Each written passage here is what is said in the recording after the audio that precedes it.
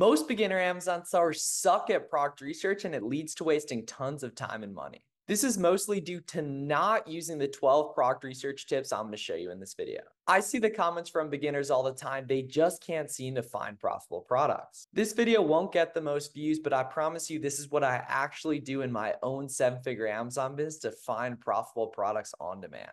And if you're new to my channel, welcome. My name is Miles. I'm a 25-year-old 7-figure Amazon seller on a mission to help as many of you guys as possible build the side hustle or business of your dreams, reselling name brand products on Amazon without running any ads, creating any products, or buying stuff from China. Big name products like Nike, Adidas, and Lego with Amazon All-in Arbitrage. Let's jump right into the product research tips. Far and away, the number one mistake beginner Amazon sellers make is expecting items to be profitable with no discounts. They think that items are just going to be sitting on Walmart for $9.99 that sell for $30 on Amazon, leaving $10 profit. That's almost never the case. The majority of the purchases you make of profitable products for online arbitrage are going to require some sort of coupon, discount, or other discounting method. And I'm going to walk through a bunch of those for you in this video. So make sure you take notes and actually implement this stuff.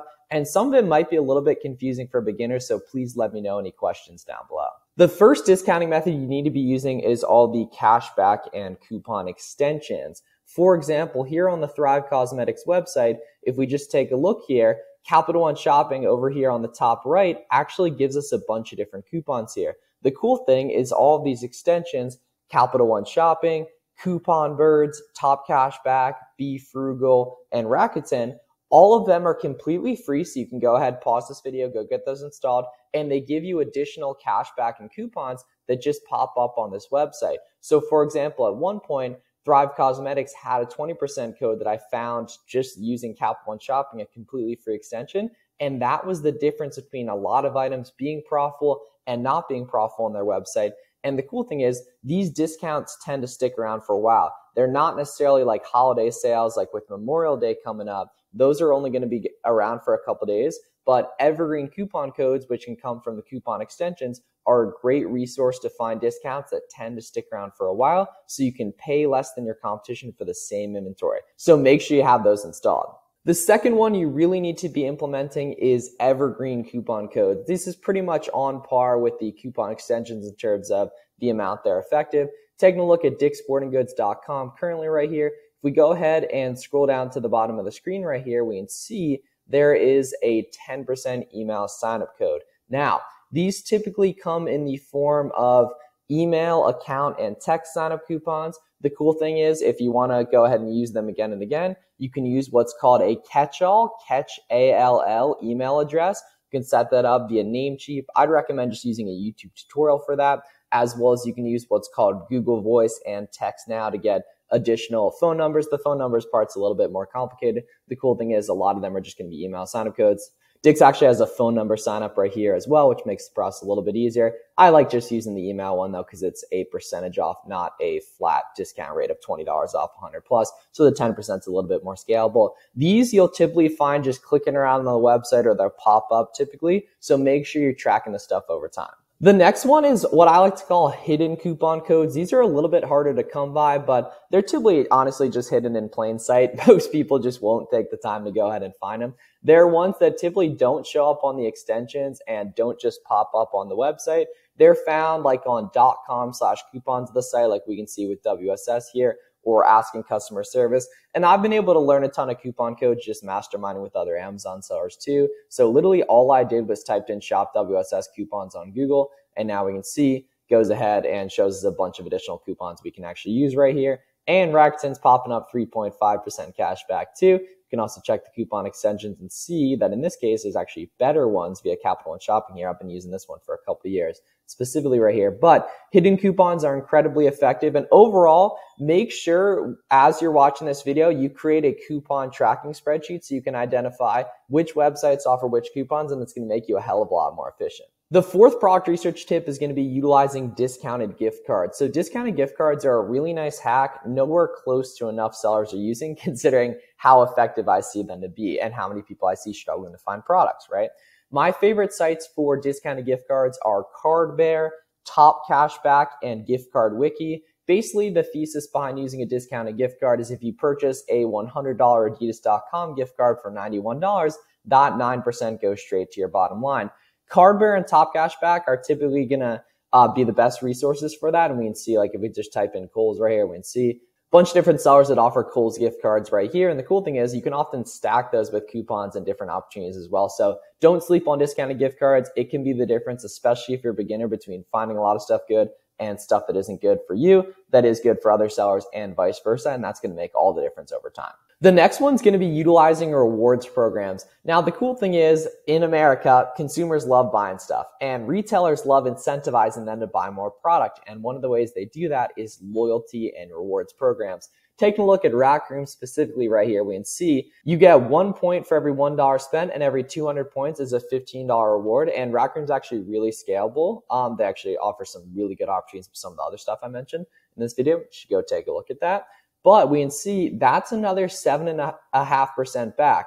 Now, I don't count rewards in my purchase cost typically because they don't come for a little while. But once you get into a rhythm and you have a rewards balance built up, you can get some serious additional discounts that are built in and locked into that margin, similar to the way a discounted gift card would.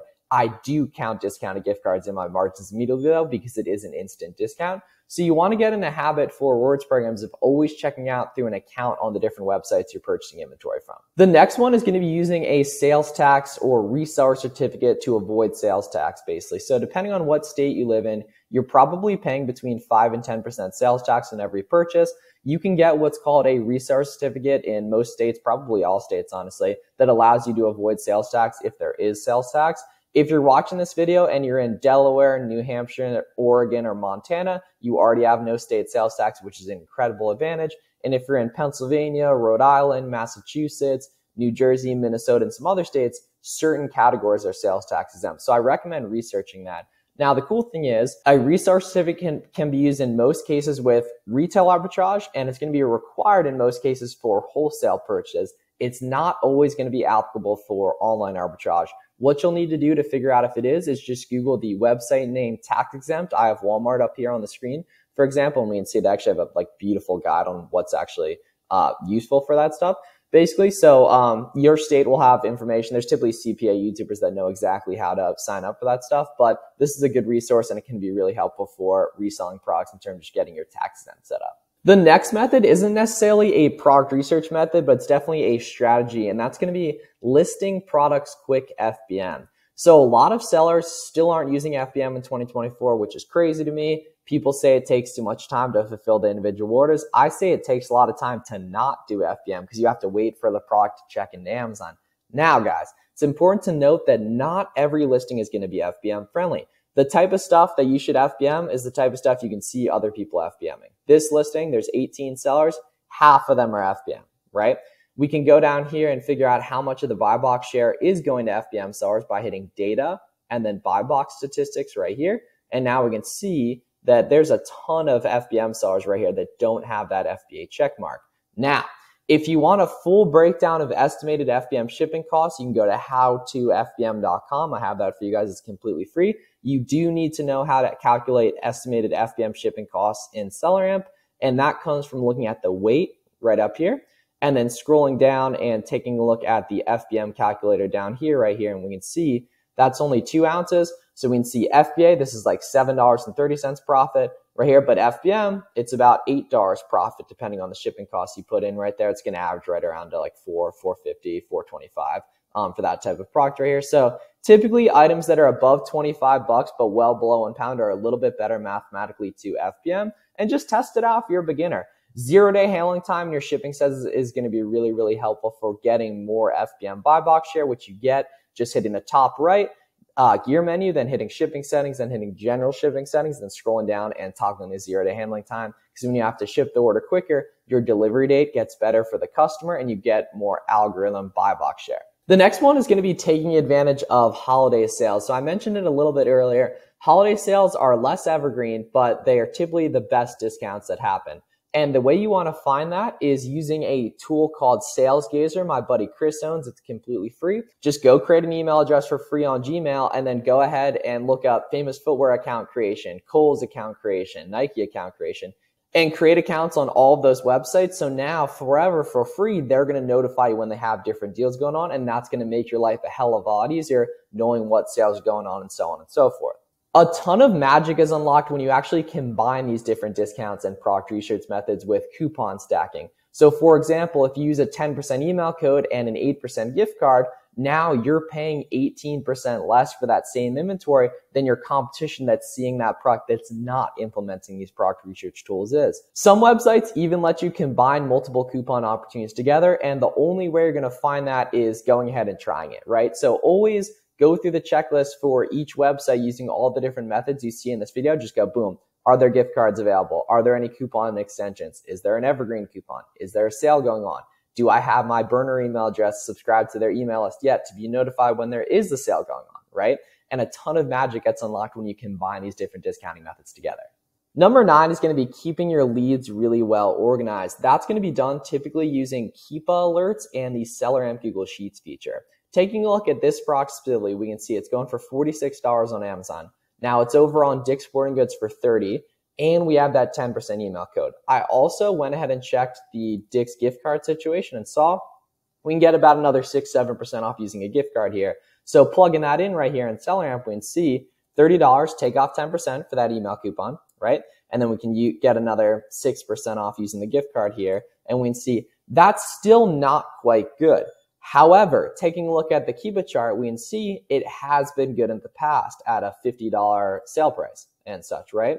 So what I can do is go ahead and set a Keepa alert here using the track product feature on Keepa and get notified when this goes to 50 plus again, just using my email address, right? So the cool thing is you can set that Keepa alert once using your target price for profitability and forever get notified of that in terms of when it becomes good. What you also want to do is have a corresponding spreadsheet that has notes on how you're going to make that product profitable. And the way we do that is we just scroll down here on SellerAmp and one-click export this out to an almost good spreadsheet right here.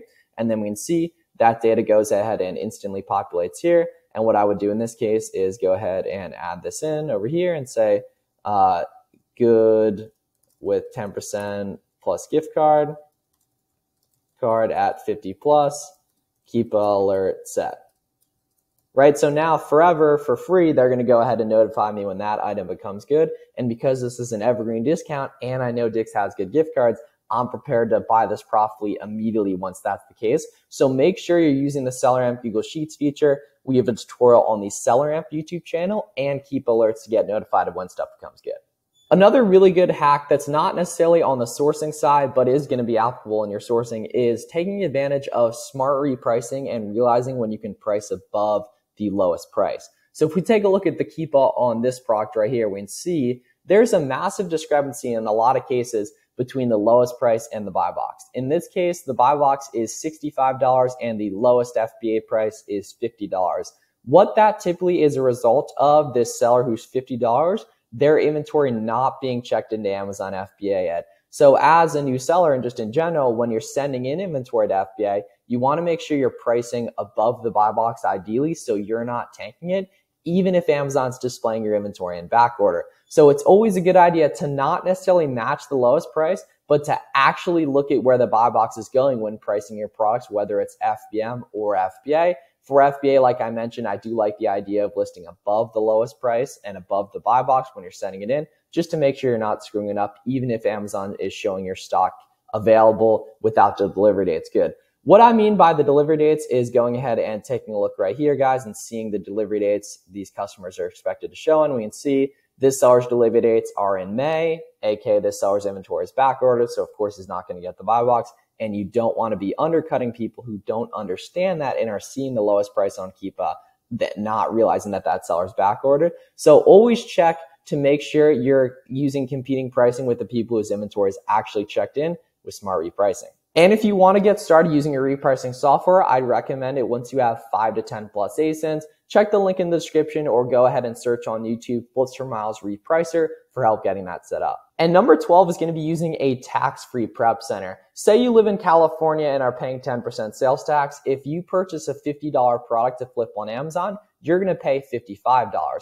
However, if you ship to a sales tax-free prep center in Delaware, you're probably only going to pay $51.50 or $52 for that specific product, a massive savings. Also, using a tax-free prep center, which is basically a third-party warehouse service that's going to intake your inventory for you. They'll have limited access to your seller account, and then they'll go ahead and ship it off to Amazon for you. Saves the time of prepping the product, not needing the employees or not needing to do it yourself, saving on the supplies. And it's overall just a massive hassle you can relieve for yourself using a sales tax-free prep center. I'd recommend looking into using a prep center from day one if you have like 10 to 20K in liquid cash and you don't feel like prepping products. And if you have less money than that, look to set up a prep center once you can go ahead and send them 500 units per month. I do love the idea of doing some FBM as a beginner. Most prep centers aren't going to do FBM. Some will. If you want to go ahead and get a prep center set up, I'd recommend going on Google. My friend Chris at cleartheshelf.com has a really good list on his website. Just type in Clear the Shelf Prep Center list on Google and I'm sure it'll pop up. Ideally, you want to use one in Delaware or New Hampshire so that you can ship to the East Coast FBA warehouses, which tend to be the best for check-in times. However, any sales tax-free state, like I said, Delaware, New Hampshire, Oregon, Montana, and then certain states for certain categories is going to be great for utilizing no sales tax. And overall, guys, just looking at all the different methods we talked about, it's really important to understand that most websites and most products, you're going to actually be able to use several of these discounts on, and you just want to get in the rhythm of always checking the gift card sites. Eventually, you're going to know which sites have really good rewards, which have evergreen coupons, and track this stuff over time. It's going to make your life so much easier to be able to slowly memorize some of the stuff over time and make your product research a lot more fluid. Most beginners just think product going to be sitting profitable on websites. Almost never going to be the case. And that's a good thing because over time, you're going to become really fluid with using all these discount mechanisms. And you're going to be able to naturally know this website, I have 10% off on a gift card. This website has really good sales. So Memorial Day is coming up. I'm going to buy stuff then. You're getting Keepa alerts all the time of products becoming good. And that's the lifetime value you're going to get of building the skill of online arbitrage. And that's the kind of thing people won't stick around long enough to see. And those of us that can commit to 6 to 12 months, networking with other Amazon sellers, getting in the community and understanding that it's a process are going to win big over time. Hope this video was helpful, guys. If you have any questions, please let me know down below. Check out my full 0 to 10K guide right here and my full free course right here. Make sure to subscribe for more, and I'll see you guys in the next one.